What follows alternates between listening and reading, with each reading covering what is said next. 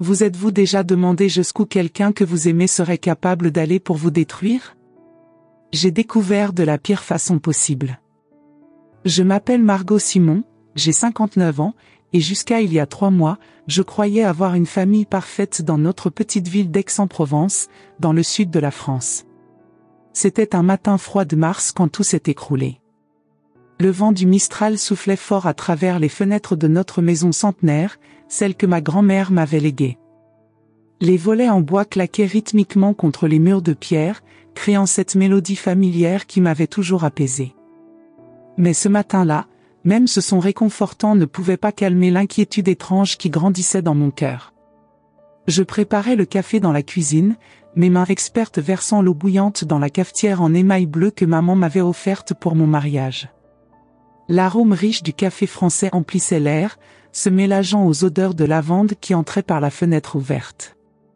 C'était notre rituel matinal depuis 25 ans, Henri et moi, partageant ce moment paisible avant que le monde extérieur ne réclame notre attention. Quand Henri est entré dans la cuisine, j'ai immédiatement su que quelque chose clochait. Il portait sa chemise bleue préférée, celle que je lui avais repassée la veille avec tant de soin, mais son visage était tendu, presque méconnaissable. Ses yeux bleus, qui m'avaient toujours tranquillisé comme un ciel d'été provençal, semblaient distants, presque cruels. Ses cheveux grisonnants étaient ébouriffés, comme s'il avait passé une nuit agitée. « Margot, nous devons parler », dit-il en évitant mon regard, se servant du café d'une main tremblante. Je remarquai qu'il avait oublié d'ajouter le sucre qu'il prenait toujours, 2 morceaux, jamais plus, jamais moins. Ses mains tremblaient légèrement, un signe que je connaissais bien après tant d'années de mariage. Henri devenait toujours nerveux quand il était sur le point de me dire quelque chose d'important. « Bien sûr, mon chéri. »« Qu'est-ce qui s'est passé ?» demandai-je, séchant mes mains sur le tablier brodé que maman avait confectionné des décennies auparavant. Les petites fleurs de lavande cousues à la main me rappelaient toujours son sourire doux et sa patience infinie. À ce moment-là, je ne savais pas encore que j'étais sur le point d'entendre les mots qui changeraient ma vie à jamais. Henri s'assit à la table de bois rustique où nous avions partagé des milliers de repas, où nous avions ri, pleuré, pris des décisions importantes et planifié notre avenir ensemble. Cette même table où nous avions signé les papiers d'achat de sa première voiture, où nous avions célébré ses promotions au travail, où nous avions consolé l'un l'autre lors de la mort de nos parents respectifs. J'ai reçu un appel de l'avocat de la famille ce matin. « À propos de l'héritage de ton père », dit-il en fixant sa tasse de café comme si elle contenait les réponses à tous les mystères de l'univers. Mon cœur s'emballa. Papa était décédé 6 mois auparavant, emporté par un cancer qu'il avait consumé en quelques semaines seulement. Sa mort avait été un choc terrible pour toute la famille, mais particulièrement pour moi, sa fille aînée, celle qu'il appelait affectueusement « ma petite étoile ». Il avait laissé derrière lui une fortune considérable en propriété et investissement, fruit d'une vie de travail acharné dans l'immobilier. Comme fille aînée, je devais naturellement être la principale bénéficiaire, ainsi que cela s'était passé avec l'héritage de ma grand-mère des années auparavant. Et alors ? Pouvons-nous déjà déposer les documents ? demandai-je en m'asseyant à côté de lui, posant ma main sur la sienne dans un geste de réconfort habituel. Sa peau était plus froide que d'habitude, et je remarquai qu'il portait encore son alliance, ce qui me rassura momentanément. Henri détourna à nouveau le regard, fixant maintenant la fenêtre où les branches du platane centenaire dansaient dans le vent. « Ce n'est pas si simple, Margot. Il semble qu'il y ait une contestation. » « Une contestation ? Mais de qui ? » Mon esprit commençait à s'emballer. Qui pourrait contester l'héritage de papa ? Nous n'avions pas d'autres parents proches, part de Céleste. Le nom de ma sœur cadette résonna dans la cuisine comme un coup de tonnerre. Céleste, ma petite sœur de 55 ans, celle que j'avais toujours protégée, aidée, soutenue dans tous ses projets et toutes ses épreuves. Céleste, qui venait prendre le café chez nous presque tous les après-midi, qui m'appelait sa grande sœur chérie, qui me demandait toujours conseil pour tout, depuis le choix de ses vêtements jusqu'aux décisions importantes de sa vie. Céleste, répétai-je, incrédule. Mais pourquoi Céleste contesterait-elle l'héritage ? Papa avait toujours été clair sur ses intentions. La maison et la majeure partie des biens devaient me revenir en tant qu'aîné, et elle recevrait une somme d'argent substantielle. C'était équitable. Henri se passa la main dans les cheveux, un geste qu'il faisait toujours quand il était particulièrement stressé. Apparemment, elle estime que la répartition n'est pas juste. Elle pense qu'en tant que fille également, elle devrait recevoir une part égale de tout. Je sentis une boule se former dans mon estomac. Ce n'était pas possible. Céleste et moi avions toujours été proches. Certes, papa m'avait peut-être favorisée au fil des ans, j'étais celle qui s'occupait de lui quand il était malade, celle qui gérait ses affaires quand il n'en était plus capable, celle qui avait sacrifié du temps avec Henri pour être à ses côtés durant ces derniers mois. Mais Céleste n'avait jamais montré de jalousie ou de ressentiment. Au contraire, elle m'avait souvent remercié de porter ce fardeau à sa place. Henri, il doit y avoir une erreur. Céleste n'est pas comme ça. Elle ne ferait jamais quelque chose de tel sans m'en parler d'abord. Nous nous disons tout. Mon mari me regarda alors avec une expression que je n'arrivais pas à déchiffrer. Il y avait de la pitié dans ses yeux, mais aussi quelque chose d'autre que je ne parvenais pas à identifier. Une sorte de culpabilité, peut-être. « Margot, ma chérie », dit-il en prenant ma main, mais son toucher semblait différent, moins chaleureux qu'à l'accoutumée. Parfois, les gens changent quand il s'agit d'argent. Même ceux qu'on croit bien connaître. Non, insistai-je, secouant la tête avec véhémence. Pas Céleste. Il doit y avoir une explication. Peut-être qu'elle a été mal conseillée, ou qu'elle ne comprend pas bien la situation légale. Je vais l'appeler et nous allons éclaircir tout ça. Je ne pense pas que ce soit une bonne idée pour le moment, Henri dit rapidement, trop rapidement. L'avocat a conseillé de laisser les choses se faire par les voies légales appropriées. Toute communication directe pourrait compliquer les choses. Quelque chose dans son empressement à m'empêcher de contacter ma sœur éveilla mes soupçons. Henri n'avait jamais été du genre à éviter les confrontations directes.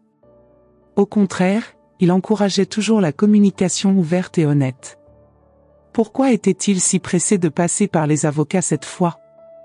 Henri, depuis quand connais-tu cette histoire de contestation? Demandai-je lentement. Il y eut une pause trop longue, avant qu'il ne réponde. L'avocat m'a appelé ce matin, comme je te l'ai dit. Ce matin seulement? Oui, ce matin seulement. Mais quelque chose dans sa voix, dans la façon dont il évitait mon regard, me disait qu'il mentait. Mon mari, l'homme en qui j'avais confiance aveuglément pendant 25 ans, était en train de me mentir au sujet de ma propre famille. Je vais appeler Monsieur Dubois moi-même, déclarai-je en me levant. Je veux entendre directement de lui ce qui se passe. Margot, non. Henri se leva brusquement, renversant presque sa tasse de café. Je veux dire, il est préférable de laisser les professionnels s'en occuper. Tu es encore en deuil, ma chérie. Tu n'as pas besoin de ce stress supplémentaire. Encore en deuil? Oui, je pleurais encore papa. Oui, son absence me pesait chaque jour. Mais j'étais parfaitement capable de gérer les affaires familiales. Henri le savait mieux que quiconque, j'avais été celle qui s'était occupée de tous les arrangements funéraires, de tous les papiers administratifs après la mort de papa. Pourquoi soudain me traitait-il comme si j'étais trop fragile pour comprendre ma propre situation? Henri, dis-je en le regardant droit dans les yeux, qu'est-ce que tu ne me dis pas? Il cligna des yeux plusieurs fois, un autre signe de nervosité que je connaissais bien. Je ne te cache rien, Margot. Je veux seulement te protéger de toute cette complication légale. Mais je ne le croyais plus. Pour la première fois en 25 ans de mariage, je ne croyais pas mon mari. Et cette réalisation me terrifiait plus que toute contestation d'héritage. Le reste de la matinée passa dans un brouillard étrange. Henri partit travailler après m'avoir embrassé sur le front comme toujours, mais même ce geste familier me sembla forcé, théâtral. Je restai dans la cuisine, fixant ma tasse de café refroidi, essayant de comprendre ce qui venait de se passer. Céleste qui contestait l'héritage? C'était impensable. Nous avions grandi ensemble dans cette même maison, partageant secrets et rêves. Elle était ma confidente, ma complice, ma meilleure amie autant que ma sœur. Nous nous parlions tous les jours, nous nous voyions plusieurs fois par semaine. Comment avait-elle pu prendre une décision si importante sans m'en parler? Et Henri? Pourquoi était-il si pressé de m'empêcher de contacter directement les personnes concernées? Pourquoi me traitait-il soudain comme une enfant incapable de gérer ses propres affaires? Vers 11 heures, incapable de supporter plus longtemps cette incertitude, je décidai de faire quelque chose que je n'avais jamais fait auparavant, espionner mon propre mari. Je trouvai son carnet d'adresses et appelai son bureau. « Bonjour, je suis Madame Simon », dis-je à sa secrétaire. « Pourriez-vous me dire si mon mari a reçu des appels de l'avocat de la famille ce matin ?»« Bonjour Madame Simon. »« Non, Monsieur Henri n'a reçu aucun appel ce matin. En fait, il a passé un appel vers 9 heures, mais je ne sais pas à qui. » Mon sang se glaça. Henri avait menti. Il n'avait pas reçu d'appel de l'avocat ce matin, il en avait passé un. À qui? Et pourquoi m'avait-il menti? Je passai le reste de la journée dans un état d'agitation croissante. Chaque bruit me faisait sursauter, chaque voiture qui passait dans la rue me faisait me demander si c'était Henri qui rentrait, ou Céleste qui venait pour sa visite habituelle de l'après-midi. Mais Céleste ne vint pas cet après-midi-là. Pour la première fois depuis des mois, ma sœur ne passa pas me voir. Et cette absence, après la conversation du matin, me confirma que quelque chose de grave était en train de se passer. À 17 heures, je pris une décision. J'allais chez Céleste. Sa maison, héritée de notre mère, était située à 10 minutes de marche de la mienne, dans le même quartier historique d'Aix-en-Provence. C'était une jolie maison provençale avec des volets bleus et une cour remplie de lavande. Combien de fois avais-je emprunté ce chemin, le cœur léger, pour passer un moment agréable avec ma sœur? Mais aujourd'hui, chaque pas me semblait lourd, chargé d'appréhension. J'arrivai devant chez elle juste au moment où une voiture familière se garait dans l'allée. Le cœur me manqua. C'était la voiture d'Henri. Que faisait la voiture de mon mari devant la maison de ma sœur à 17 heures un mardi, alors qu'il était censé être au bureau? Je me cachai derrière le gros olivier qui ornait l'entrée de la propriété voisine et j'attendis. Quelques minutes plus tard, la porte de Céleste s'ouvrit, et Henri sortit. Mais il ne sortit pas seul. Céleste l'accompagnait, et il ne se comportait pas comme un beau-frère et une belle-sœur qui viennent de discuter d'affaires familiales. Ils se tenaient près l'un de l'autre, Henri avait sa main posée sur l'épaule de Céleste d'une manière qui me parut beaucoup trop intime. Et quand ils se séparèrent, ce fut après un baiser sur les lèvres qui dura bien plus longtemps qu'un baiser familial. Mon monde s'écroula à cet instant précis. Mon mari embrassait ma sœur. Mon mari et ma sœur avaient une liaison. Tout prit sens soudainement, les mensonges d'Henri ce matin, l'absence de Céleste cet après-midi, la contestation de l'héritage. Ce n'était pas seulement une question d'argent. C'était une conspiration, une trahison orchestrée par les deux personnes en qui j'avais le plus confiance au monde. Je restai caché derrière l'olivier longtemps après que Henri soit parti et que Céleste soit rentrée chez elle. Les larmes coulaient sur mes joues, mais je ne sanglotais pas. J'étais dans un état de choc trop profond pour pleurer bruyamment. 25 ans de mariage. 54 ans de relations fraternelles. Tout cela détruit en un instant, par un baiser que je n'étais pas censé voir. Quand je rentrai finalement chez moi, Henri était déjà là, préparant le dîner comme si de rien n'était. Il me salua avec son sourire habituel, me demanda comment s'était passée ma journée, me raconta des anecdotes de son travail. Tout semblait normal, sauf que rien ne l'était plus. Comment pouvait-il me regarder dans les yeux et faire semblant? Comment pouvait-il préparer notre repas, parler de la météo, me demander si j'avais pensé à arroser les géraniums, alors qu'il venait de passer l'après-midi avec ma sœur? Et Céleste? Comment ma propre sœur pouvait-elle me faire ça? Nous avions partagé tant de choses, tant de secrets, tant de moments précieux. Comment avait-elle pu me trahir de la façon la plus cruelle qui soit? Cette nuit-là, allongé à côté d'Henri qui dormait paisiblement, ou faisait semblant de dormir, je pris une décision. Je ne pouvais pas continuer à vivre dans ce mensonge. Je devais savoir exactement ce qui se passait, jusqu'où allait leur trahison, et ce qu'ils prévoyaient de faire. Et ensuite, je me défendrais. Pour la première fois de ma vie, j'allais me battre pour ce qui m'appartenait, pour ma dignité, pour ma survie. Ils ne savaient pas encore à qui ils avaient affaire. Mais ils allaient le découvrir très bientôt. Mais attendez, car ce qui s'est passé dans les jours suivants a tout changé d'une façon que même moi je n'imaginais pas. La découverte que j'ai faite sur ma propre famille a été encore plus choquante que la trahison. Et le retournement de situation que j'ai planifié? Eh bien, disons qu'Henri et Céleste ne l'ont jamais vu venir. Restez avec moi, car cette histoire ne fait que commencer, et je vous garantis que ce qui suit va vous laisser bouche bée. Vous n'allez pas croire ce que j'ai découvert sur mon père et l'arme secrète qu'il m'a laissée. Les 3 jours suivants, j'ai fait semblant que rien n'avait changé. J'ai souri à Henri, j'ai salué Céleste quand elle est apparue pour le café de l'après-midi, que je savais maintenant n'être qu'une excuse pour retrouver mon mari.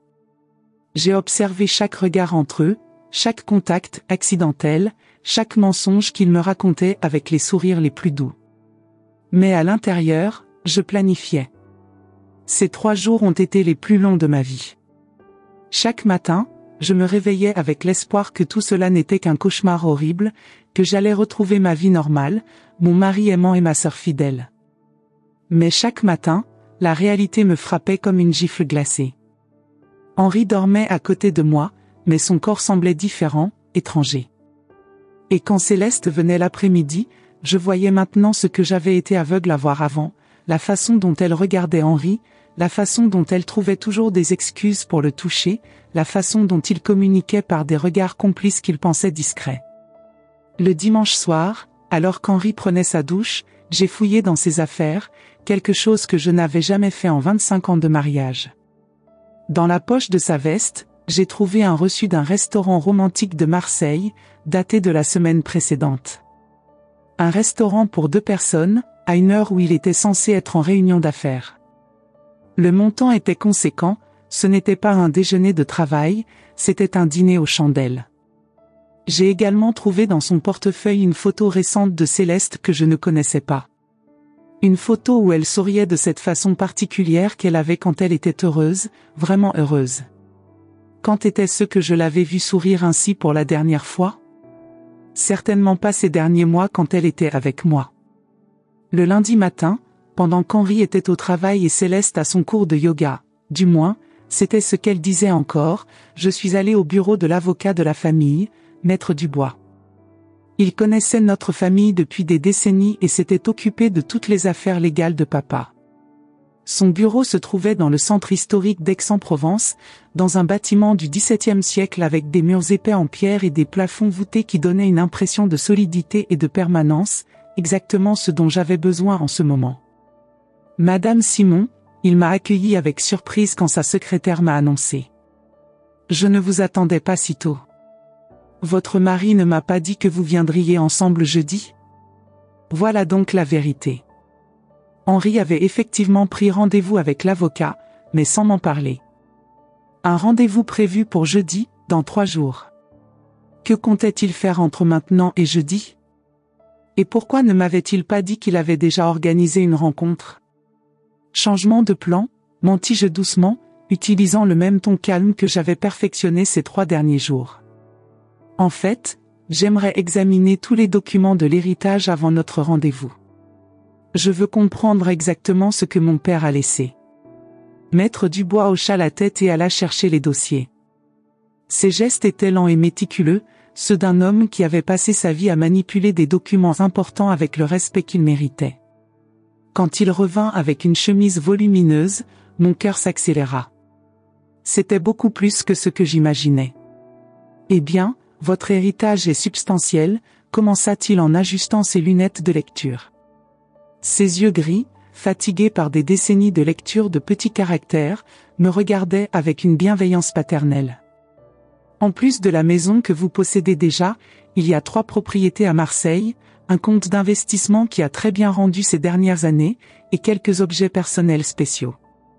Il me montra chaque document, expliquant les valeurs avec la patience d'un professeur. Ma tête tournait avec les chiffres. Ce n'était pas les 200 000 € qu'Henri avait mentionnés à Céleste.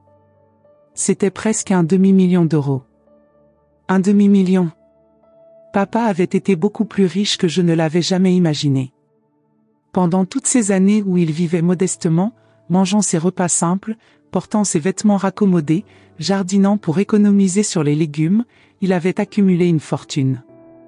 Et maintenant, je comprenais pourquoi Henri et Céleste étaient si désespérés de mettre la main dessus. Maître Dubois, l'interrompis-je, la voix légèrement tremblante. Êtes-vous certain que ces valeurs sont correctes? Absolument. Votre père a été très prudent avec ses investissements. En fait, il y a quelque chose de plus. Il chercha dans un autre dossier, ses mains arthritiques fouillant parmi les papiers avec une familiarité née de l'habitude. Il a laissé des instructions spécifiques et une lettre scellée qui ne doit être ouverte que par vous, personnellement. Une lettre? Papa n'avait jamais été du genre à écrire des lettres. C'était un homme d'action, pas de mots. Pendant toute mon enfance, je me souvenais de lui écrivant peut-être 2 ou 3 lettres, et encore, c'était pour des affaires importantes. Maître Dubois me tendit une enveloppe scellée avec mon nom écrit dans la calligraphie familière de papa. Cette écriture penchée vers la droite, ces lettres formées avec soin mais sans fioriture, combien de fois l'avais-je vu sur les listes de courses qu'il me laissait, sur les petits mots qu'il glissait dans mes livres d'école pour m'encourager? Avec des mains tremblantes, j'ouvris l'enveloppe. Le papier était épais, de bonne qualité, papa avait choisi de la papeterie spéciale pour cette lettre importante. La lettre commençait de façon normale. Ma chère Margot, si tu lis ceci, c'est que je ne suis plus là. Mais ensuite, les mots que j'ai lus m'ont fait trembler. Je sais que cela peut paraître étrange, mais je dois t'alerter sur quelque chose que j'ai découvert. Céleste est venue me voir plusieurs fois ces derniers mois, toujours avec Henri. Il pensait que je ne m'en apercevais pas, mais j'ai vu comment ils se comportaient ensemble. J'ai vu les regards, les contacts. Malheureusement, ma fille, je crains que ton mari et ta sœur ne trament quelque chose contre toi. Des larmes commencèrent à couler sur mon visage. Papa savait. Il avait remarqué avant même moi. Pendant que je vivais dans mon aveuglement heureux, lui observait, analysait, se préparait à me protéger. La lettre continuait, c'est pourquoi j'ai pris quelques précautions. Toutes les propriétés et investissements sont exclusivement à ton nom, avec des clauses spéciales qui empêchent tout transfert par procuration. De plus, il y a quelque chose que je ne t'ai jamais dit sur notre famille, quelque chose que Céleste ne sait pas et qui pourrait être important pour toi. Mon cœur s'arrêta. Qui avait-il d'autre? Ta grand-mère, avant de mourir, m'a confié un secret sur son testament. Il y a une clause spéciale dans l'héritage de la maison où tu vis. Si quelqu'un tente de frauder ou de manipuler pour obtenir des biens de la famille, cette personne perd automatiquement tout droit à tout héritage futur de la famille Simon. C'est une clause ancienne, mais toujours valide. Maître Dubois a tous les détails. Je regardais l'avocat, qui observait ma réaction attentivement, ses yeux gris pleins de compassion mais aussi de détermination professionnelle. « Est-ce vrai ?» demandai-je, ma voix sortant comme un murmure. « Malheureusement, oui. Votre père est venu me voir 2 mois avant de décéder, inquiet du comportement de Céleste et Henri. Nous avons mené quelques investigations discrètes. » Il hésita, visiblement mal à l'aise. « Madame Simon, il y a quelque chose de plus que vous devez savoir. » Mon estomac se contracta. « Quoi ? » Ils sont ensemble depuis presque 1 an. Et? Il fit une pause, clairement inconfortable. Céleste est enceinte. Le monde s'écroula à nouveau. Enceinte? Ma sœur de 55 ans était enceinte de mon mari? Comment le savez-vous? Demandai-je, la voix sortant comme un souffle. Votre père a engagé un détective privé. Toutes les preuves sont ici. Il me tendit un autre dossier, plus épais que le premier. Photos, dossiers médicaux que nous avons pu obtenir légalement, registres d'hôtel, messages téléphoniques qui ont été interceptés avec autorisation judiciaire. J'ouvris le dossier avec des mains tremblantes. Les photos étaient dévastatrices. Henri et Céleste dans des restaurants romantiques, entrant et sortant d'hôtels, se tenant la main dans les rues de Marseille. Dans une des photos les plus récentes, je pouvais clairement voir le ventre légèrement arrondi de Céleste sous sa robe d'été. Depuis combien de temps, réussis-je à demander. D'après ce que nous avons pu établir, leur relation a commencé peu après la mort de votre père. Ils ont profité de votre deuil pour se rapprocher. Le bébé devrait naître en août. Août. Dans 5 mois. Ma sœur aurait un enfant de mon mari dans 5 mois.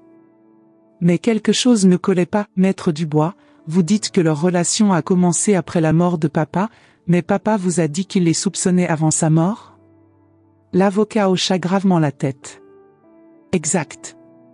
Nous pensons qu'il planifiait déjà leur rapprochement avant le décès de votre père. Les photos que nous avons montrent qu'ils se rencontraient déjà secrètement, mais la relation physique semble avoir commencé après les funérailles.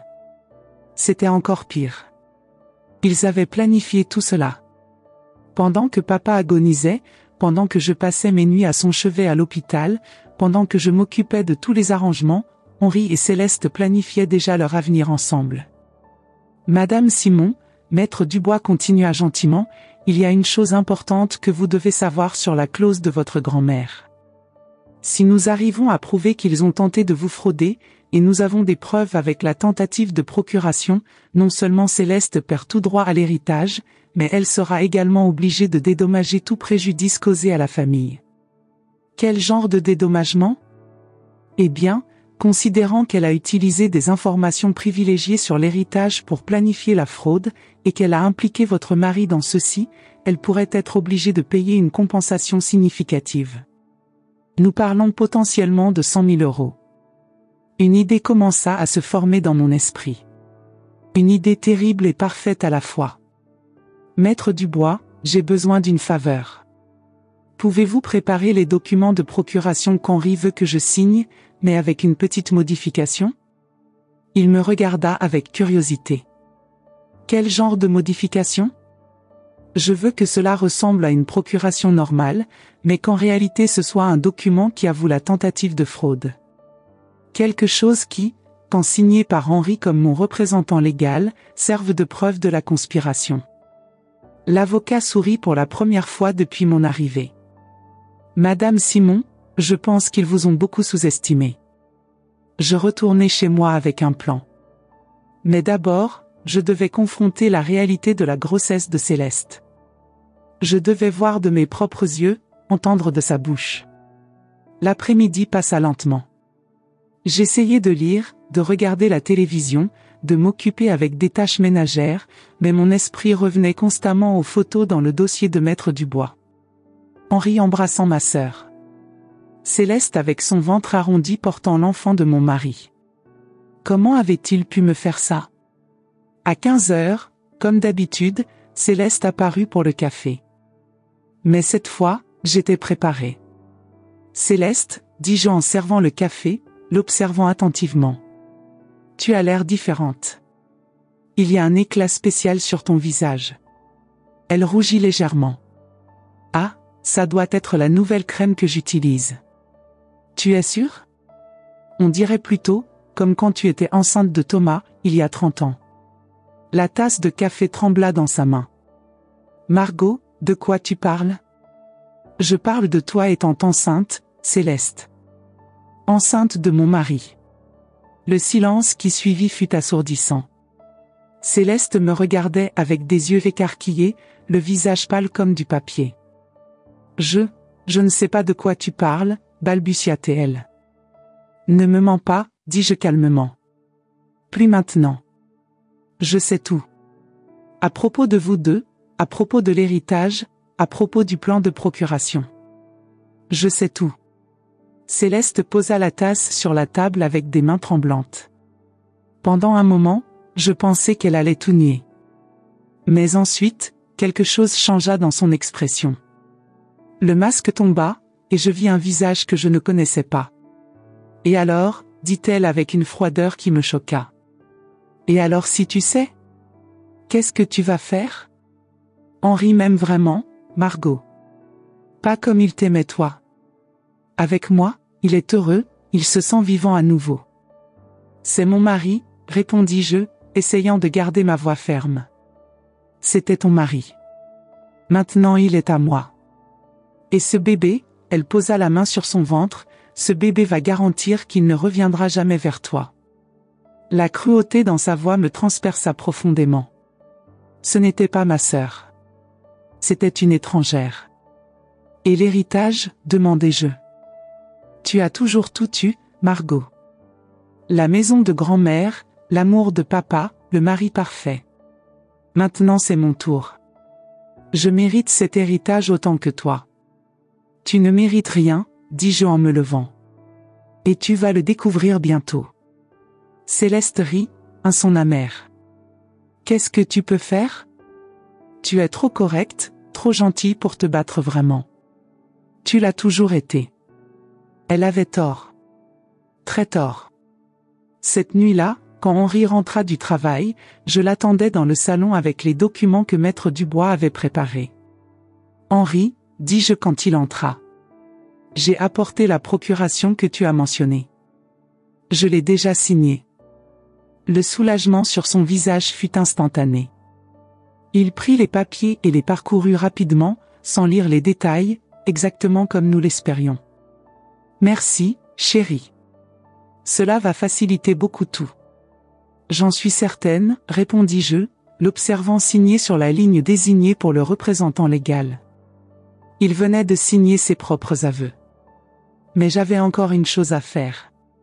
Cette nuit-là, après qu'Henri se soit endormi, je suis descendu dans le salon et j'ai activé le système d'enregistrement que j'avais installé discrètement. Demain, j'aurai besoin de preuves supplémentaires. Le lendemain matin, je téléphonai à Céleste très tôt. Céleste, peux-tu venir cet après-midi? J'ai quelque chose d'important à te dire. Quoi donc?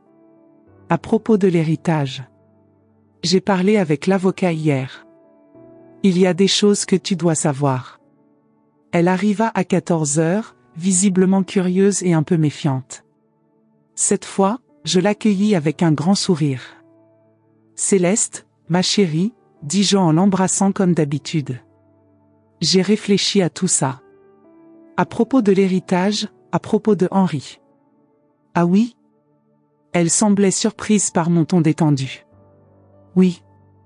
Tu sais quoi? Tu as peut-être raison. Peut-être que papa n'a pas été complètement juste dans son testament. Peut-être que tu mérites une part plus importante. Les yeux de Céleste s'illuminèrent d'avidité. Vraiment? Vraiment. En fait, j'ai parlé avec Henri hier soir. Nous avons décidé que tu devrais avoir la moitié de tout. La moitié? Elle pouvait à peine contenir son excitation. Absolument. Nous sommes sœurs, après tout. Et Henri, eh bien, Henri pense que c'est la chose juste à faire. Oh Margot. Elle me serra dans ses bras, et je sentis son ventre arrondi contre le mien. Je savais que tu comprendrais. Je savais que tu serais raisonnable. Bien sûr. Mais il y a juste une petite formalité. L'avocat a besoin que tu signes quelques documents. Tu sais, pour légaliser le tout.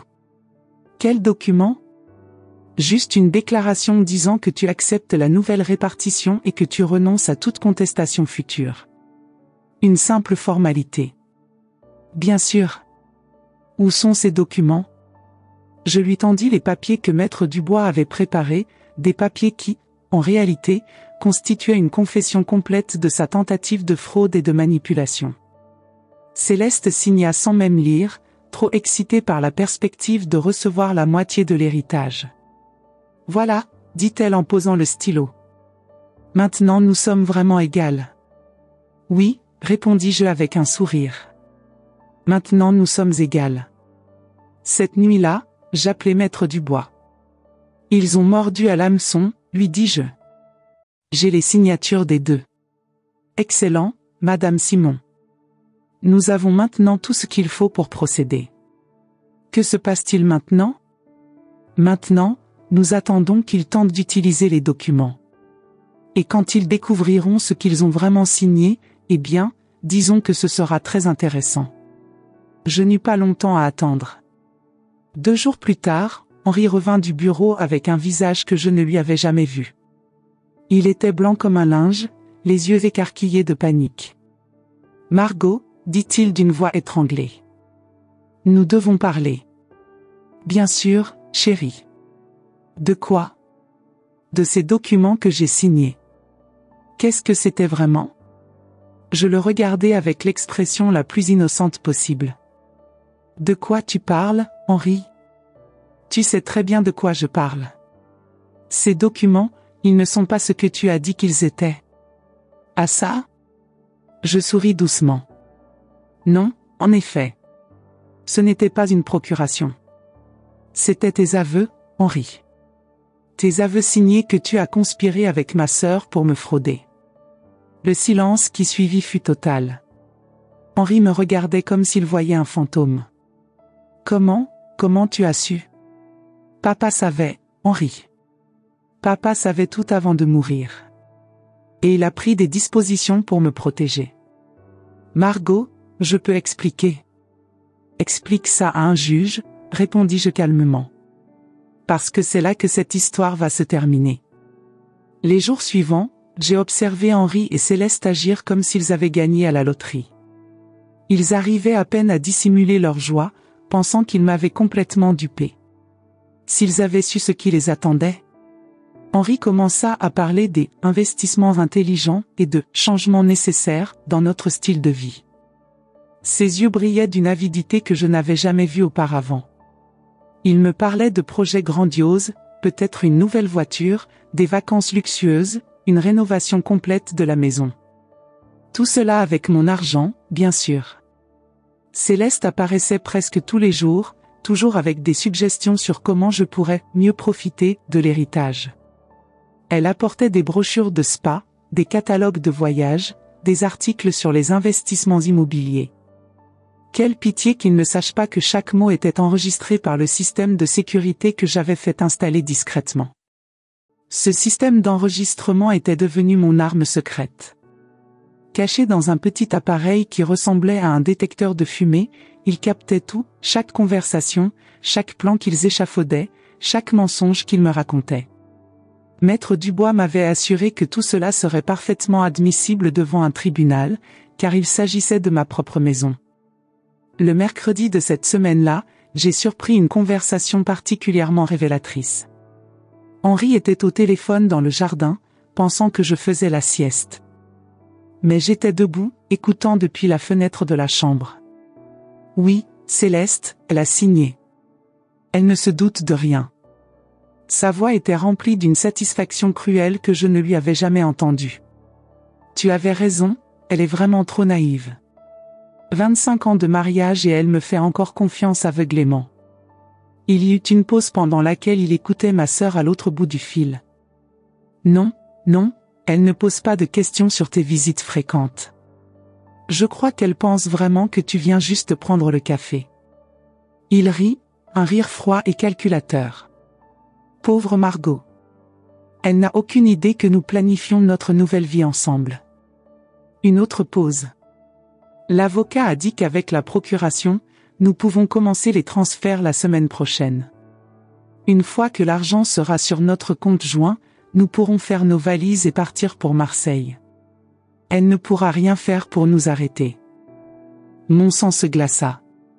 Ils avaient ouvert un compte joint ? Ils planifiaient de fuir avec mon argent ? C'était encore pire que ce que j'avais imaginé. Et le bébé, continua Henri. Le médecin a dit que tout allait bien ? Parfait. Notre petit secret grandit bien. Sa voix devint plus douce, plus tendre, le ton qu'il utilisait autrefois avec moi. J'ai hâte de commencer notre vraie vie ensemble, ma chérie. Fini de faire semblant d'aimer Margot, fini de jouer le mari dévoué. Bientôt, ce sera juste toi, moi et notre enfant. Ces mots me transpercèrent le cœur comme des poignards. Faire semblant de m'aimer ? Jouer le mari dévoué ? Combien de temps notre mariage avait-il été une mascarade ?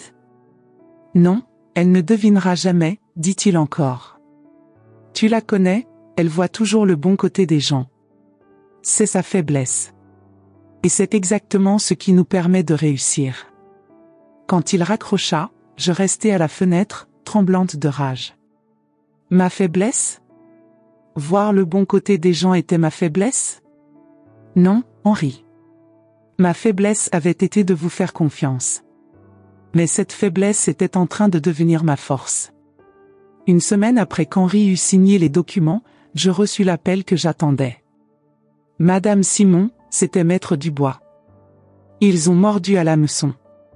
Henri a tenté d'utiliser la procuration ce matin pour transférer des fonds. Quand il a découvert que le document était en réalité des aveux, c'était intéressant. Il est encore là? Il est parti il y a peu, très agité. Je pense que vous pouvez vous attendre à une visite de sa part bientôt. L'avocat avait raison. Il ne fallut pas longtemps. Henri arriva à la maison comme un ouragan, claquant la porte avec tant de force que les cadres tremblèrent sur le mur. J'entendis ses pas lourds dans le couloir, ses chaussures cognant brutalement contre le carrelage ancien. « Margot » cria-t-il depuis l'entrée. « Margot, où es-tu » ? « Ici dans le salon » répondis-je calmement, sans lever les yeux de mes broderies. J'étais en train de travailler sur un coussin décoratif, ironiquement, un motif de cœur entrelacé que j'avais commencé en pensant à notre amour. Maintenant, chaque point me rappelait combien j'avais été stupide. Il entra comme un taureau furieux. Son visage était rouge, ses cheveux en désordre, ses yeux étincelaient de rage. Sa cravate était de travers, sa chemise froissée, il avait l'air d'un homme qui venait de voir sa vie s'écrouler. « Qu'est-ce que tu as fait, bon sang » rugit-il. « J'ai fait quoi, chérie » demandai-je avec la voix la plus douce possible, continuant mes broderies comme si de rien n'était. « Ces documents. Tu savais exactement ce que tu faisais. Ah, tu parles des aveux que tu as signés? Ou tu admets avoir conspiré avec ma sœur pour me frauder? » Je levai lentement les yeux. Oui, je savais exactement ce que je faisais. L'expression sur son visage changea. La rage céda la place à l'incrédulité, puis à la peur. « Margot, tu ne comprends pas. Je peux expliquer. » « Expliquer quoi? Comment tu as dormi dans mon lit pendant des mois tout en me trompant avec ma propre sœur? Comment vous avez tous les deux planifié me voler? Comment elle est enceinte de ton enfant? » Henri devint complètement pâle. « Comment qui te l'a dit? » Papa savait, Henri. Il savait tout avant de mourir. Et il a laissé des instructions pour me protéger de vous deux. Margot, s'il te plaît, laisse-moi expliquer. Ce n'était pas planifié, les choses sont arrivées comme ça. Non, criai-je, et c'était la première fois en 25 ans de mariage que j'élevais la voix contre lui. Ne me sors pas d'excuses. Tu l'as choisi. Vous m'avez tous les deux choisi comme victime. Henri tenta de s'approcher, mais je reculai. Pour la première fois de notre mariage, j'avais peur de lui. Pas physiquement, mais peur de ce qu'il était capable de dire, de faire, de promettre pour se sortir de cette situation. Où est-elle? Demandai-je. Qui? Ne me prends pas pour une idiote, Henri. Où est Céleste? Je suis sûr que vous avez déjà élaboré un plan B. Il hésita, et cela me dit tout ce que j'avais besoin de savoir. Elle t'attend quelque part, n'est-ce pas? Vous avez déjà décidé de fuir ensemble? Margot, ce n'est pas comme ça. Bien sûr que si. Vous pensiez pouvoir m'utiliser et puis disparaître avec mon argent. Je pris mon téléphone. Eh bien, j'ai des nouvelles pour vous. Je composai le numéro de Céleste. Elle répondit à la deuxième sonnerie. Margot? Qu'est-ce qui s'est passé? Il s'est passé que votre plan a échoué, petite sœur. Il s'est passé qu'Henri est ici, confessant tout. Et il s'est passé que vous êtes tous les deux dans de sérieux problèmes. Silence de l'autre côté de la ligne. Céleste, tu es encore là? Je suis là, sa voix sortit tremblante. Parfait. Parce que j'ai besoin que tu viennes ici. Maintenant. Nous avons beaucoup à discuter. Margot, je peux expliquer. Explique en personne. Tu as 1 heure. Je raccrochai et me tournai vers Henri, qui était resté debout au milieu du salon comme un fantôme. Assieds-toi, ordonnai-je.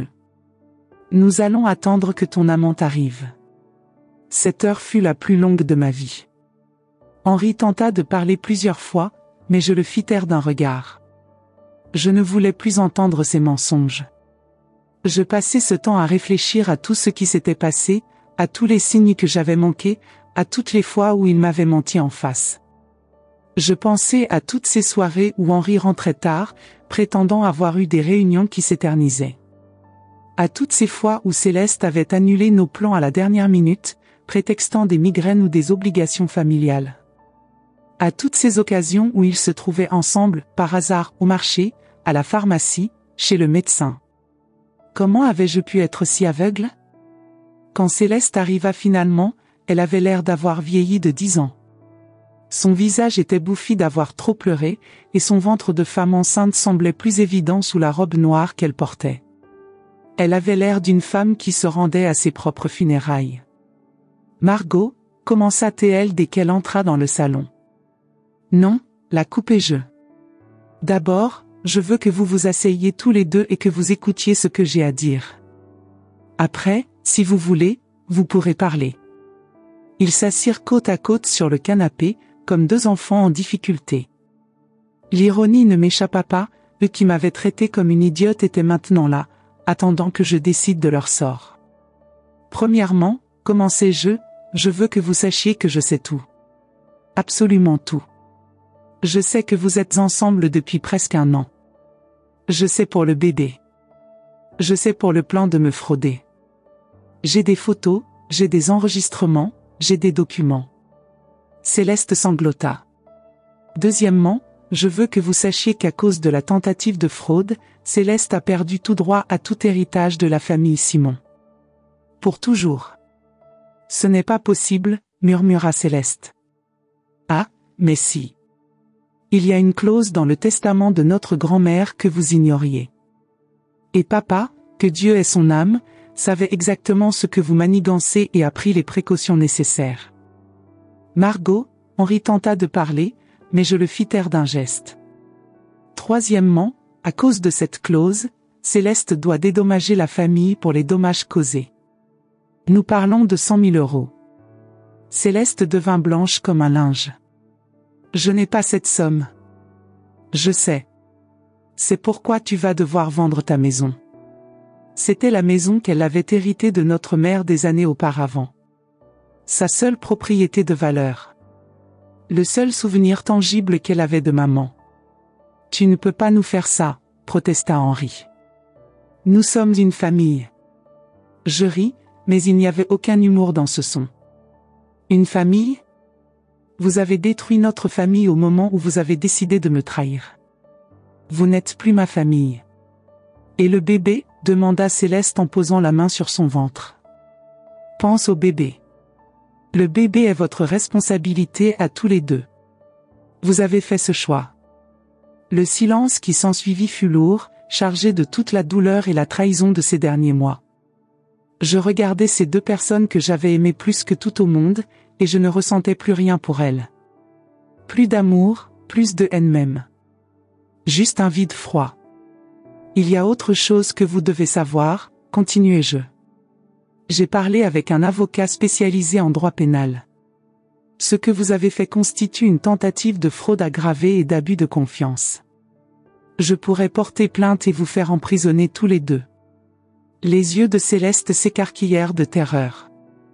Margot, tu ne ferais pas ça? Oh, mais si. Et avec un bébé en route, Céleste, penses-tu vraiment que c'est le meilleur moment pour toi de faire de la prison? Qu'est-ce que tu veux? Demanda Henri finalement. Ce que je veux est simple. Céleste va vendre sa maison et payer les 100 000 € de dédommagement. Vous allez tous les 2 disparaître de ma vie pour toujours. Et en échange, je ne porte pas plainte. Et si nous refusons? Demanda Céleste avec un dernier éclair de défi. Je souris pour la première fois depuis des semaines. Alors je rends tout public. Les photos de vous ensemble, les enregistrements des conversations, la tentative de fraude. Je vais tout envoyer à vos amis, vos collègues de travail, vos enfants de vos mariages précédents. Je vais m'assurer que tout Aix-en-Provence sache exactement quel genre de personne vous êtes. Tu ne ferais pas ça, souffla Henri. Et c'est moi, répondis-je d'un ton glacial. Tu as détruit 25 ans de ma vie. Tu penses vraiment que j'hésiterais à détruire ta réputation ? Le silence qui suivit fut absolu. Il savait que je ne bluffais pas. Il pouvait voir dans mes yeux que la Margot douce et accommodante était morte, remplacée par une femme qui avait appris à se battre. « Combien de temps avons-nous ? Demanda Henri finalement. « Pour quitter ma maison ? Maintenant. Pour que Céleste vende sa maison ? 2 mois. Margot, Céleste tenta une dernière fois. Nous sommes sœurs. Nous avons grandi ensemble, nous avons tout partagé ensemble. Exactement, l'interrompis-je. Et malgré cela, tu as choisi de me trahir de la façon la plus cruelle possible. Tu as utilisé notre proximité contre moi. Ce n'est pas quelque chose qu'une sœur fait. Elle commença à pleurer, de vrais sanglots cette fois, pas les larmes de crocodile qu'elle avait versées plus tôt. J'étais jalouse, avoua-t-elle entre les larmes. J'ai toujours été jalouse de toi. Tu étais la préférée de papa, tu avais la belle maison, le mari parfait, tout semblait te réussir. Et moi, j'avais l'impression d'être toujours dans ton ombre. Alors tu as décidé de détruire ma vie pour avoir la tienne ? Je ne voulais pas te faire du mal. Au début, c'était juste. Henri était si malheureux. Il disait que vous ne vous parliez plus vraiment, que le mariage était devenu une routine. Je voulais juste le consoler. Et puis nous sommes tombés amoureux. Vraiment amoureux. Et quand papa est mort, et que nous avons appris pour l'héritage, Henri a dit que c'était un signe. Que nous étions destinés à être ensemble. Je regardais Henri. Et toi ? Cette aversion aussi ? Il hocha la tête misérablement. Margot, je ne voulais pas que ça arrive. Mais avec Céleste, je me sens différent. Plus jeune. Plus vivant. Et moi ? Qu'est-ce que j'étais pour toi pendant tout ce temps ? Tu es une femme merveilleuse. Mais nous avions grandi dans des directions différentes. Nous étions devenus des étrangers vivant sous le même toit. C'était peut-être vrai. Peut-être que notre mariage était effectivement devenu une routine. Mais cela ne justifiait pas la trahison, les mensonges, la tentative de vol. Si tu étais si malheureux, dis-je calmement, tu aurais pu demander le divorce. Nous aurions pu parler, aller en thérapie, essayer de sauver notre mariage. Ou nous séparer civilement. Mais non, vous avez choisi de me mentir, de me voler, de me détruire. Tu as raison, admit Henri. Nous avons mal agi. Nous le savons. Mais maintenant ? Que se passe-t-il maintenant ? Maintenant, vous partez. Vous vivez avec les conséquences de vos choix. Et vous me laissez reconstruire ma vie sans vous. Ils se levèrent lentement. Henri monta chercher quelques vêtements dans notre chambre, évitant mon regard. Céleste resta dans le salon, fixant ses mains posées sur son ventre. Margot, dit-elle finalement. Si tu changes d'avis, si tu veux connaître ton neveu ou ta nièce. Non, répondis-je fermement. Cet enfant ne sera jamais mon neveu ou ma nièce. C'est l'enfant de la femme qui m'a trahi et de l'homme qui m'a menti. Je ne veux rien avoir à faire avec vous trois. Quand Henri redescendit avec sa valise, il s'arrêta devant moi. Margot, je suis désolé. Vraiment désolé. Moi aussi, Henri. Je suis désolé d'avoir gaspillé 25 ans de ma vie avec un homme que je n'ai jamais vraiment connu. Ils sortirent ensemble, Henri portant sa valise et Céleste s'appuyant sur son bras. En les regardant partir, je réalisais que c'était probablement la dernière fois que je les voyais. Quand la porte se referma derrière eux, je m'effondrai sur le canapé et pleurai comme je n'avais pas pleuré depuis l'enfance. Je ne pleurais pas seulement la perte de mon mari et de ma sœur. Je pleurais la mort de mes illusions, la fin de ma naïveté, la destruction de la famille que je croyais avoir. Mais au milieu de ces larmes, il y avait quelque chose d'autre. Il y avait de la force. Il y avait de la dignité. Il y avait la certitude que j'avais fait ce qu'il fallait. Pour la première fois depuis des mois, j'étais seule dans ma maison. Vraiment seule. Et étrangement, cela ne me faisait pas peur. Cela me donnait de l'espoir. 2 mois s'étaient écoulés depuis cette nuit terrible. Céleste avait vendu sa maison, comme promis, et l'argent avait été déposé sur le compte de la famille Simon en dédommagement.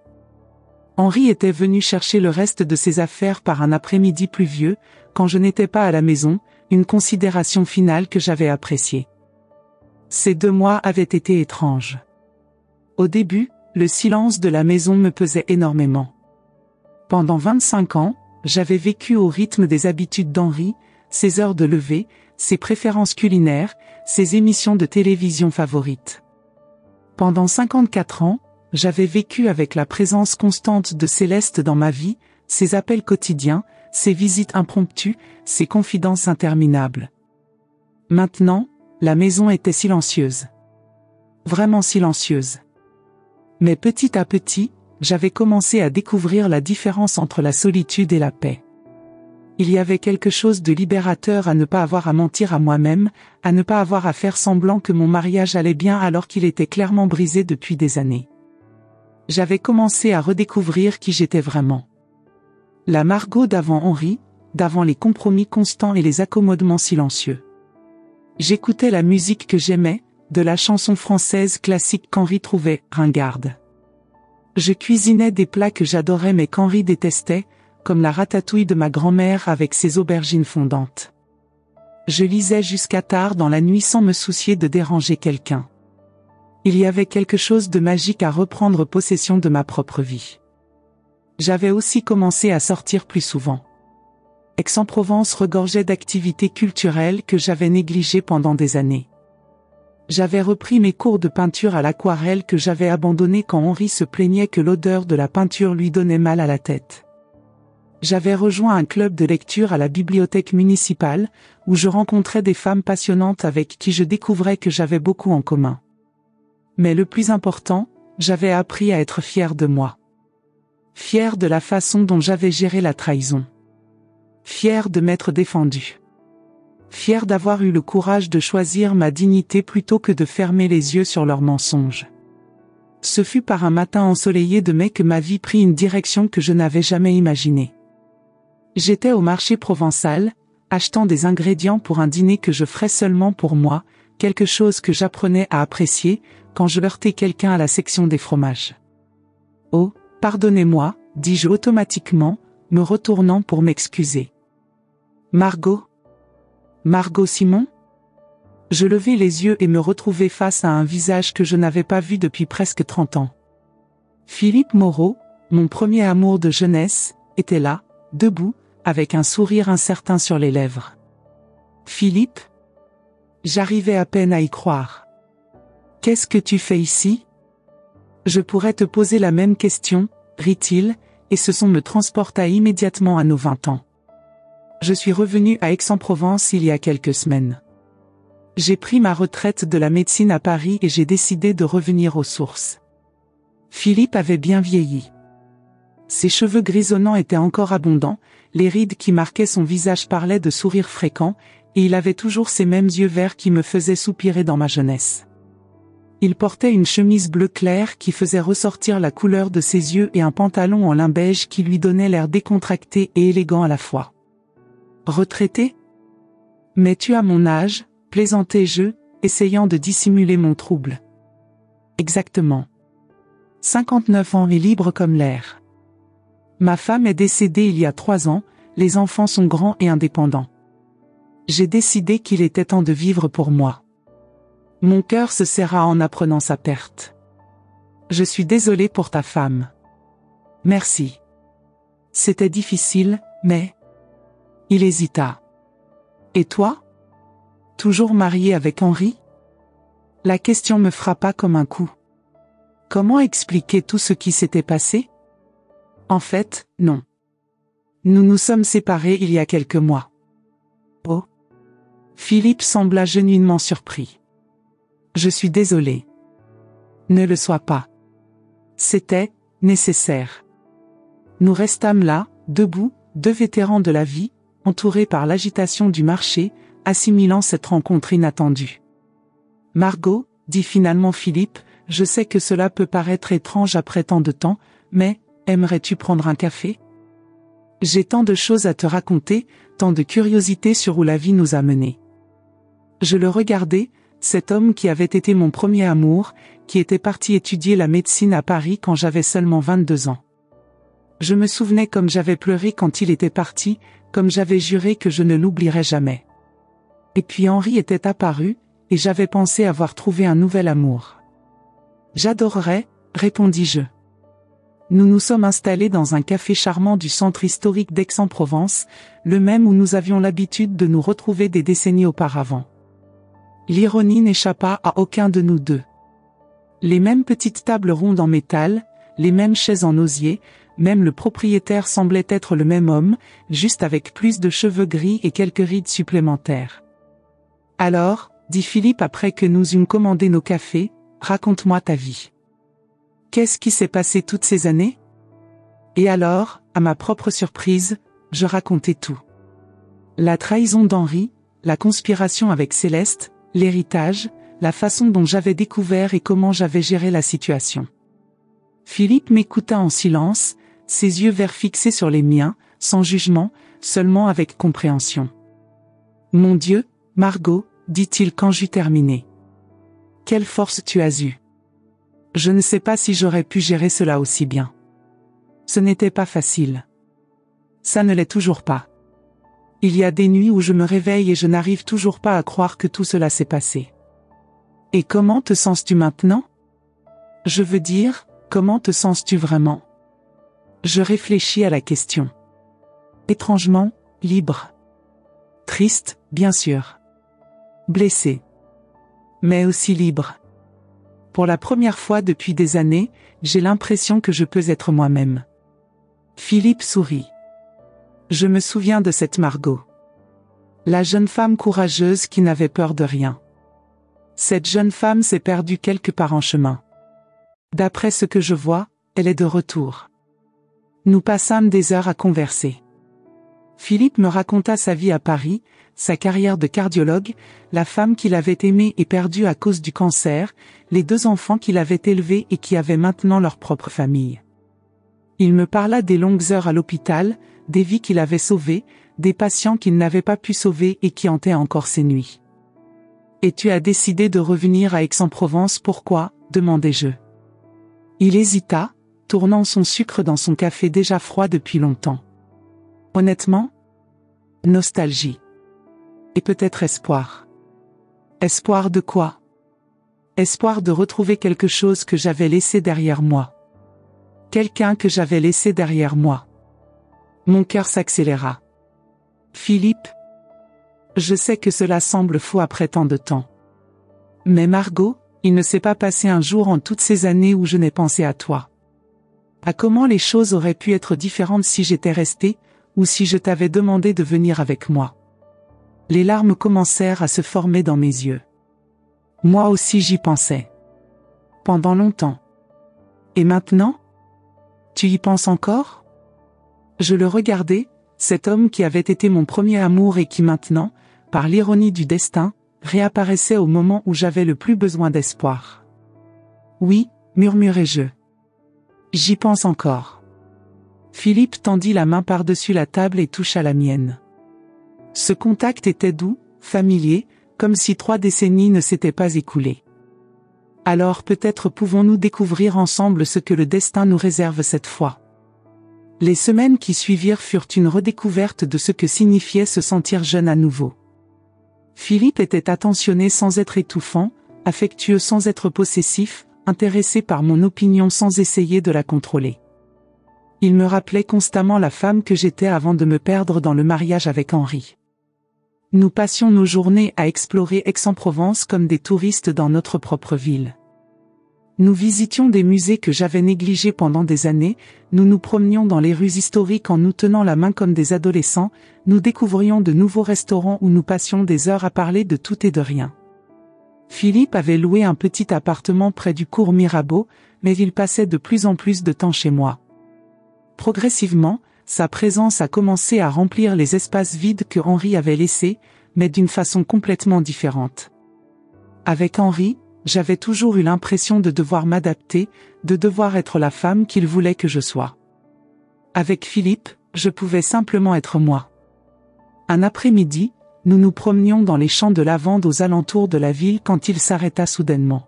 « Margot, il y a quelque chose que je dois te dire. » Mon cœur bondit. Y avait-il quelque chose qui n'allait pas? Quoi? Je t'aime. Je t'aime encore. Je t'ai toujours aimé. Les mots restèrent suspendus dans l'air parfumé par la lavande. Je sentis des larmes couler sur mon visage. Philippe, je sais que c'est tôt. Je sais que tu te remets encore de tout ce que tu as vécu. Mais je ne peux pas faire semblant de ne pas ressentir cela. Je ne peux pas gaspiller une seconde chance de te dire ce que j'aurais dû dire il y a 30 ans. Qu'est-ce que tu aurais dû dire il y a 30 ans? Que tu étais l'amour de ma vie. Que partir sans toi a été la plus grande erreur que j'ai jamais commise. Que toutes ces années à Paris, malgré tous les succès que j'ai pu atteindre, j'ai toujours eu l'impression de vivre seulement la moitié d'une vie. Je fermai les yeux, laissant les mots pénétrer dans mon cœur. Quand je les rouvris, Philippe me regardait avec une vulnérabilité qui me toucha profondément. « Moi aussi je t'aime », dis-je finalement. « Je t'ai toujours aimé. Même quand j'étais mariée, il y a toujours eu un petit coin de mon cœur qui n'appartenait qu'à toi. » Il m'embrassa alors, doucement, comme si nous étions à nouveau ces jeunes gens de 20 ans découvrant l'amour pour la première fois. Mais nous étions aussi deux adultes mûrs, marqués par la vie, qui connaissaient la valeur d'une seconde chance. 6 mois plus tard, Philippe s'installa chez moi, dans la même maison que j'avais héritée de ma grand-mère, que j'avais failli perdre au profit d'Henri et Céleste. Nous rénovâmes quelques pièces ensemble, plantâmes un jardin ensemble, créâmes de nouveaux coins et de nouveaux souvenirs. La maison, qui avait été le théâtre de tant de mensonges et de trahisons, devint à nouveau un foyer rempli d'amour authentique. Un jour, pendant que nous prenions le café dans la cuisine rénovée, Philippe me montra une lettre qu'il avait reçue. « C'est d'Henri », dit-il. « Henri ?» Mon estomac se contracta. « Qu'est-ce qu'il veut ? Lis par toi-même. » Je pris la lettre avec des mains hésitantes. Elle était brève. « Margot, je sais que je n'ai pas le droit de t'écrire, et je sais que cette lettre ira peut-être directement à la poubelle. Mais j'ai besoin que tu saches que je regrette. Je regrette tout ce que j'ai fait, tous les mensonges, toute la douleur que j'ai causée. Céleste et moi nous sommes séparés il y a 2 mois. Le bébé est né en août, une fille. Mais notre relation n'a pas survécu au poids de la culpabilité et de la honte de ce que nous t'avons fait. J'espère que tu as trouvé le bonheur que tu as toujours mérité. Henri. » Je regardai Philippe, qui m'observait attentivement. « Comment te sens-tu ? » demanda-t-il. Je réfléchis à la question. « Vide », répondis-je finalement. « Je ne ressens pas de colère, je ne ressens pas de tristesse. Juste, vide par rapport à lui. Et c'est bien ? Oui. Cela signifie que j'ai surmonté. » Philippe sourit et prit ma main. « Et Céleste ? As-tu eu de ses nouvelles ? » Pas directement. Mais j'ai su par des voisins qu'elle avait déménagé à Marseille. Elle élève sa fille seule. Tu as de la peine pour elle ? C'était une question difficile. Je regrette la sœur que je pensais qu'elle était. Mais cette personne n'a jamais vraiment existé, n'est-ce pas ? La vraie Céleste était capable de me trahir de la façon la plus cruelle possible. Et tu ne veux pas connaître ta nièce ? Non, répondis-je fermement. Cet enfant représente la trahison la plus profonde que j'ai jamais vécue. Je ne peux pas la regarder sans penser à ce qu'ils m'ont fait. Philippe hocha la tête, comprenant. Il ne me jugeait pas pour ma dureté, il comprenait que certaines blessures étaient trop profondes pour être guéries par le pardon. Cette nuit-là, pendant que Philippe dormait à côté de moi, je pensais à comme ma vie avait changé complètement en moins d'1 an. J'avais perdu un mari, une sœur, et une illusion sur ma famille. Mais j'avais gagné quelque chose de bien plus précieux, moi-même de retour. J'avais aussi gagné Philippe, bien sûr. Mais cette fois c'était différent. Je n'étais pas une femme désespérée s'accrochant à n'importe quel amour qui apparaissait. J'étais une femme forte, indépendante, qui choisissait d'aimer et d'être aimée parce qu'elle le voulait, pas parce qu'elle en avait besoin. 3 mois plus tard, Philippe me fit une proposition à laquelle je ne m'attendais pas. « Margot, aimerais-tu voyager avec moi ?»« Où ?»« N'importe où. Partout. J'ai des économies, tu as ton héritage. Nous sommes libres, en bonne santé, et amoureux. Pourquoi ne pas voir le monde ensemble ?» L'idée était séduisante. Et la maison ? Nous pouvons la louer. Ou la fermer et revenir quand nous le voudrons. Margot, nous avons passé 30 ans séparés. Combien d'années nous reste-t-il devant nous ? Pourquoi ne pas en profiter au maximum ? C'était une proposition enivrante. Voyager dans le monde avec l'amour de ma vie, sans hâte, sans obligation, découvrant simplement le monde et nous redécouvrant l'un l'autre. Oui, dis-je sans hésiter. Oui, je veux voyager avec toi. 2 mois plus tard, nous étions dans un avion pour l'Italie, la première étape d'un voyage que nous prévoyions de durer au moins 2 ans. Philippe tenait ma main pendant que l'avion décollait, et je regardais par le hublot Aix-en-Provence devenir de plus en plus petite. « Des regrets ?» demanda-t-il. « Aucun, répondis-je. Pour la première fois depuis des décennies, j'ai l'impression d'être exactement là où je devrais être. » Et c'était vrai. La trahison d'Henri et Céleste, aussi douloureuse qu'elle ait été, m'avait forcé à découvrir une force que je ne savais pas posséder. Elle m'avait forcé à me battre pour moi-même, à valoriser ma propre dignité, à ne pas accepter d'être traitée comme une idiote. Plus important encore, la trahison avait libéré de l'espace dans ma vie pour que Philippe puisse revenir. Si j'étais encore mariée, vivant dans l'illusion d'un mariage heureux, je n'aurais jamais eu la chance de redécouvrir mon premier amour. Parfois, je pense à Henri et Céleste. J'espère qu'ils ont appris quelque chose de tout cela. J'espère qu'Henri est un bon père pour sa fille, que Céleste a trouvé un chemin pour être heureuse sans avoir besoin de détruire d'autres personnes. Mais principalement, je pense à comme la vie est imprévisible. À comme parfois, notre plus grande tragédie peut se transformer en notre plus grande bénédiction. À comme il n'est jamais trop tard pour recommencer, pour trouver le vrai amour, pour être qui nous sommes vraiment. Aujourd'hui, pendant que j'écris ceci depuis une petite auberge en Toscane, avec Philippe lisant un livre à côté de moi et le soleil de l'après-midi entrant par la fenêtre, je peux dire avec certitude, je suis reconnaissante pour tout ce qui s'est passé. Je suis reconnaissante pour la trahison qui m'a libérée, pour la douleur qui m'a renforcée, et pour la seconde chance que la vie m'a donnée. Parce que parfois, perdre tout est la seule façon de découvrir ce qui compte vraiment. Et ce qui compte vraiment, ce n'est pas l'argent, ce n'est pas l'héritage, ce ne sont pas les apparences. Ce qui compte vraiment, c'est l'amour véritable, le respect de soi, et le courage de recommencer, peu importe l'âge que nous avons. Voici mon histoire. L'histoire de comment j'ai découvert qu'il n'est jamais trop tard pour être vraiment heureuse. Voici mon histoire. Une histoire que je pensais ne jamais raconter à personne. Mais aujourd'hui je comprends que peut-être vous, qui m'écoutez, vivez aussi quelque chose de similaire. Peut-être avez-vous aussi découvert des mensonges là où vous n'espériez trouver que de l'amour. Peut-être vous demandez-vous aussi s'il est encore temps de recommencer. Je veux que vous sachiez une chose, il l'est. Il l'est toujours. Dites-moi dans les commentaires, avez-vous déjà vécu une trahison familiale ? Comment avez-vous trouvé la force de continuer ? Votre histoire pourrait être exactement ce qu'une autre personne a besoin d'entendre aujourd'hui. Et si cette histoire a touché votre cœur d'une façon ou d'une autre, abonnez-vous à la chaîne. Ici nous partageons des témoignages réels de personnes qui, comme moi, ont découvert que la vie peut surprendre, même à 59 ans. À la prochaine rencontre.